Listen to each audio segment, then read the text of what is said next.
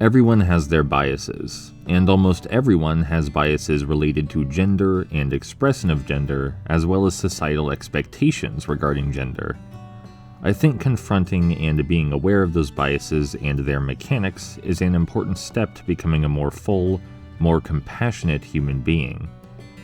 One of the biases I see most often involves protection, the idea that a certain gender is weaker and inherently requires a gentler touch.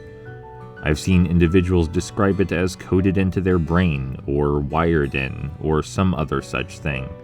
And regardless of whether it's true that females or males are physically stronger or weaker on average, I believe we should ultimately be treating everyone like an individual, and working toward compassionate solutions that account for everyone's unique autonomy and circumstances as best we are able. It's easier said than done. The same way many individuals feel categorically protective of women, I feel protective of males and male-presenting individuals. I have a strong internal bias to ensure they don't come to harm, to defend their dignity, and to fight for their loving treatment. Perhaps it's something to do with my sexuality and romantic preferences, perhaps not, but it is difficult for that bias not to inform my behaviors and foster favoritism. That's why developing methods to check those biases is crucial to fair treatment. Chiefly among those methods is to remind myself that all human beings are practically a universe unto themselves.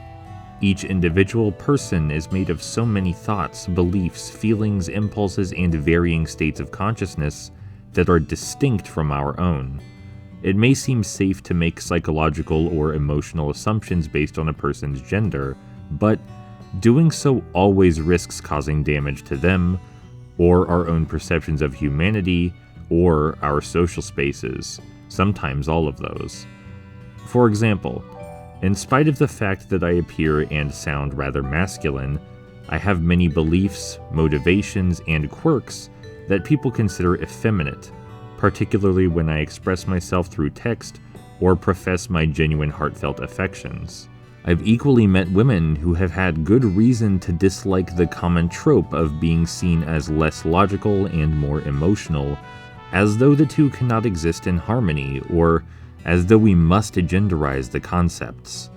But the truth is, regardless of whether we believe that they're generally more present in one gender than another, we can never be sure of the individual, and our insistence on genderizing is perhaps part of why certain genders express certain traits so strongly to begin with, a kind of societal pressure to fit the mold.